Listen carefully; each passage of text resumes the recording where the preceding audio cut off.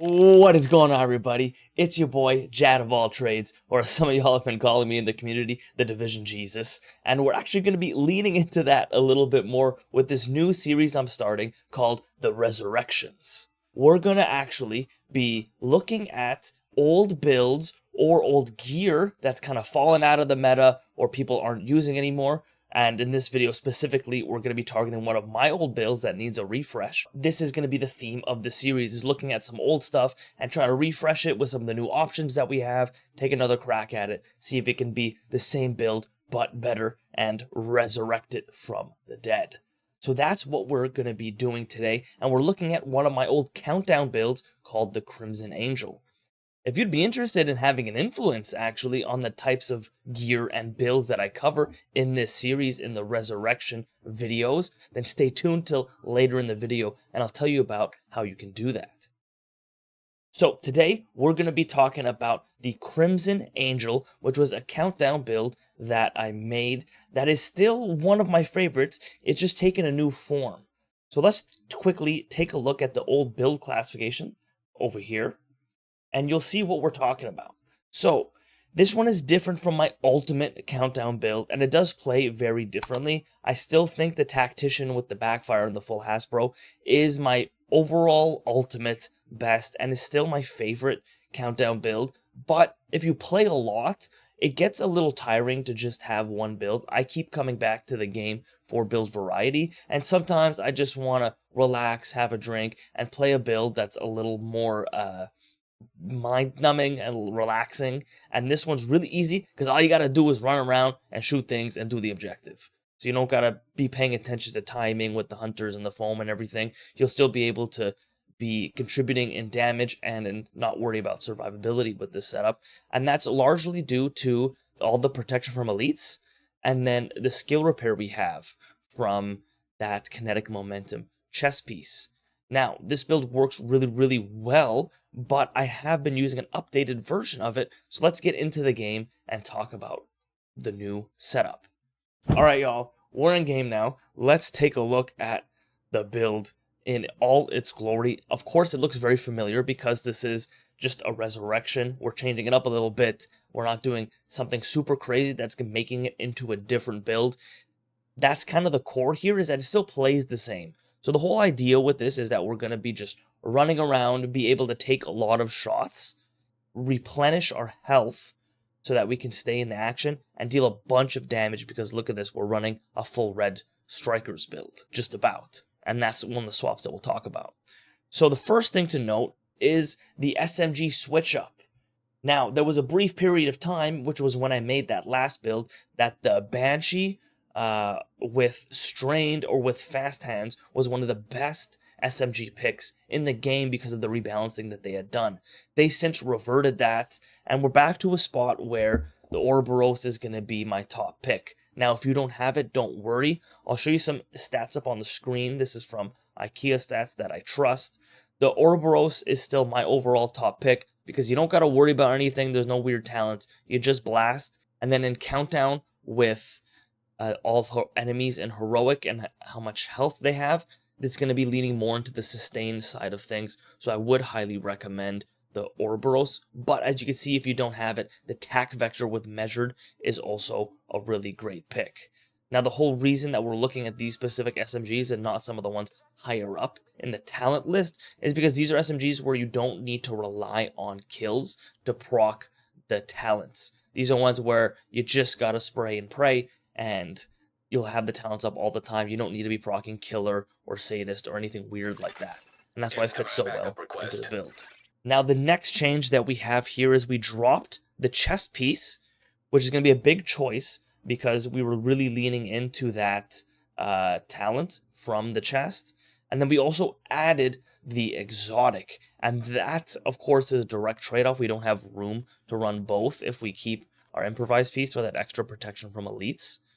And the Catharsis, I think, fit well enough in the build from my testing that made it worth running. What we got going on here with the Catharsis is that it comes with incoming repairs, which is super rare. You can't actually roll incoming repairs onto normal gear. So that actually works well for our setup. We get some passive armor regen, which is great. And then the talent is essentially giving us damage and then cycling between dropping a heal for us, which we are using, and it will stack with the Mender Seeker Mine heal that will also go on the ground. Both of these will work for your teammates as well, which is really, really cool. But for the most part, we're going to be staying around in the bubbles from the Mender Seeker Mine, so when it does proc, we're going to be getting pretty good uptime on the Catharsis. It's a really cool build where you're taking a lot of shots, and so you're dropping that Catharsis heal a lot. And basically this averages out to 15% damage, because it goes from 0 to 30, and if you cycle it a lot, you'll average out at 15% increased weapon damage, which basically replaces the blue core, right? We were running all red before, but now we're running a blue, but this one's giving us that 15% damage back from the exotic talent, which is still leaving our chest open. So we essentially get a blue for free, is how I look at it. Now, the other thing to consider is that, well, one, there's ways that you can get repair skills.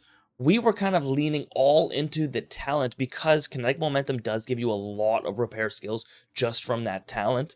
But from my testing, I was like, hey, what if we get repair skills from just the minor attributes and then do something else for damage instead and kind of swap it around?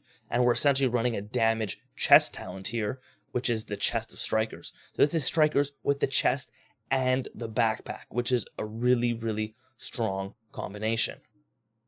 Now, you do have to get a lot of stacks, but with the rate of fire of the Ouroboros, we're not too worried. And like I said, with the tanky enemies in a more sustained environment, we're getting our stacks up consistently and keeping them up with the Strikers 200 on the chest. And of course, those stacks are worth more because of the backpack. Now, the other way that this synergizes is because we want to make room for the improvised piece. Protection from elites is really important in this setup, and I'll show you what we're at. We're at 60% protection from elites. So, in Countdown, where you're pretty much fighting only elite enemies, especially in the heroic game mode, which is what I typically play, that means you're only taking 40% damage, just basically constantly. So that's really, really strong. That combined with the blue, and then all the heals we're getting, plus we got repair skills rolls, and the incoming repairs, which is multiplicative against the repair skills. It's all stacking very, very nicely, and we're choosing the same skills here. The Fixer is really consistent. It's slow, but it has very consistent uptime, and then we're getting big heals from the Mender. Despite the fact that these are tier 0, and I mentioned, and I talked about this in the other video as well, I highly recommend you check that out, and the whole theory around armor repair versus the skill tiers and how you don't actually need blues. We're still playing the same style and leaning into that, but here's where we got the new updated setup.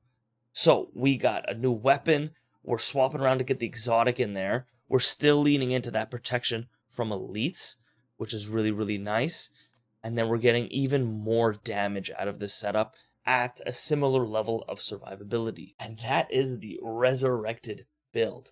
Now, like I mentioned at the start of the video, I said that if you were interested in having an influence on the topics I cover in this new series that I'm doing, I've actually just enabled channel memberships on the channel, which I'm super excited about, and I would really appreciate your support. It helps me do more videos like this. The first tier is the lowest I can make it and as accessible as possible. In some of the higher tiers, you'll have a direct influence on some of the videos I make. So if you like the thoughts that I bring to different gear and to the game as a whole, check that out, and you'll actually have access to some members only posts and polls where they'll be voting on the types of stuff that I cover in future content and future series.